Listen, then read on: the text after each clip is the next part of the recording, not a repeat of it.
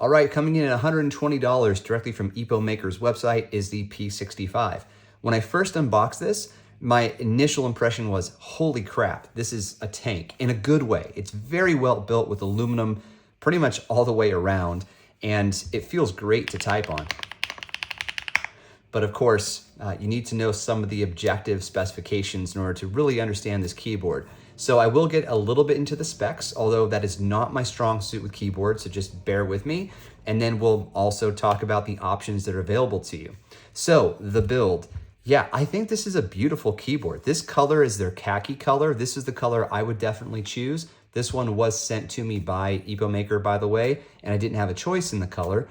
The other option is black. Black's awesome too, but I think this just really looks good. And it looks good when the LED lights are on, which I'll show you today as well. But first, let's finish taking a full look around the sides, the front, and of course the back of the keyboard. Look at this awesome branding, just Epomaker etched in there, nice thick etching. It looks super cool. And then you'll notice that the frame comes in a little bit because you have access to, a little bit of the I/O, so you can connect directly through a USB-C, which is included, of course, in the packaging. You can switch between 2.4 gigahertz Bluetooth and that USB-C, and the adapter just tucks right in here. Now, there is a bit of a magnetism to this. It's kind of hard to show. Hopefully you can hear it happening. Watch. I can do this. Trust me. Here we go. Ha, there you go. It's magnetized, which is a nice little touch. Gives it that just extra bit of quality to it.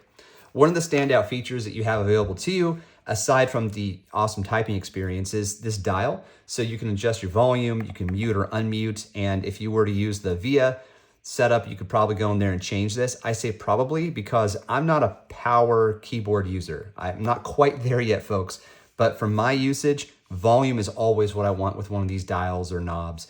It's important to me. It is very well built. Like I mentioned, the aluminum frame it's nice and heavy. The whole thing feels just powerful and thick, like you're really getting what you paid for, but it's not without a little bit of quirkiness. Like I pointed out with another Epomaker keyboard, in the past, there's one misalignment, and that's these three keys here. Hopefully this is coming through, but the delete, page up and down keys, they're not quite lined up perfectly. You can kind of wiggle them to get them where you want them to be, but it doesn't really bother me. It's just, be aware of that. Okay, so some of the specifications. There are two different switch types that you can equip this with, as well as two different colors. Right? I already talked about the khaki versus black, but you can also get two different linear switches. There's the zebra switch and the wisteria linear switch. They're both Epomaker switches, and the only difference is slightly different pressures and key travels. So on the zebra linear switch, it is a 50-gram actuation force versus 47 on the wisteria. And you'll notice this trend here. The bottom out force for the same is both 60 grams. Now the key travel, so the pre-travel is 2 millimeters on the zebra and 1.5 on the wisteria. So it's faster to actuate on the wisteria. And then the total travel is 3.8 millimeters. With a slight modification, the zebra linear is 3.8 to 4 millimeters. And I don't know why. It might be a variable on one of these keys. I'm not sure which one or why that would be the case. But overall, you're going to get a faster actuation with the wisteria linear switch. The overall build of this thing, so it's a 5-layer aluminum build, and you get sound dampening.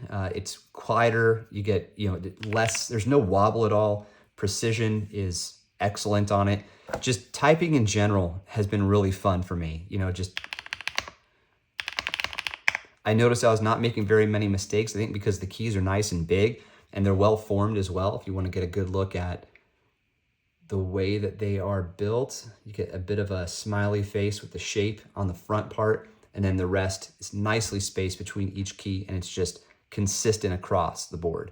Full-size arrow keys, no co-pilot button, unless you really want there to be one. I suppose you can program it that way. This comes with a 4,000 milliamp hour battery.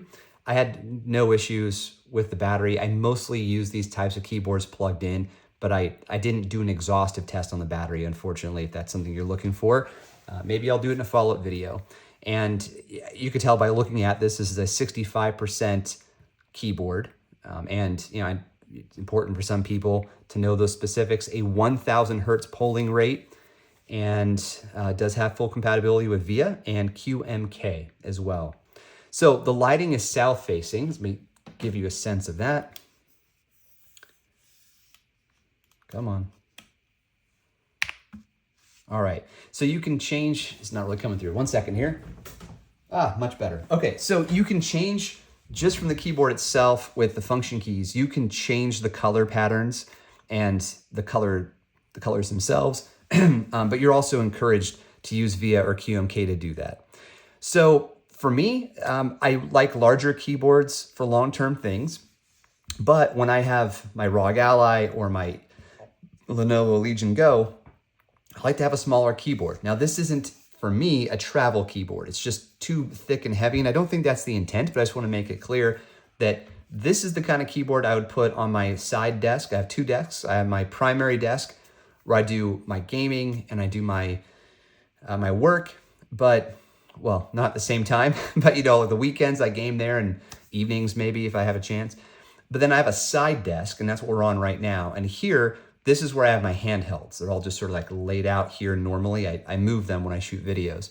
So having this here and the ability to connect this to like a Legion Go, which has a nice big 8.8-inch display, really awesome. I can just very quickly do my typing if I need to do some kind of typing, like search for a game that I want to install. Because sometimes, I don't know about you guys, sometimes I just get the itch where I'm like, I haven't played that game in a while. I'm going to download it onto one of my handhelds. And my go-to handheld, it kind of switches between the Legion Go and the Ally X.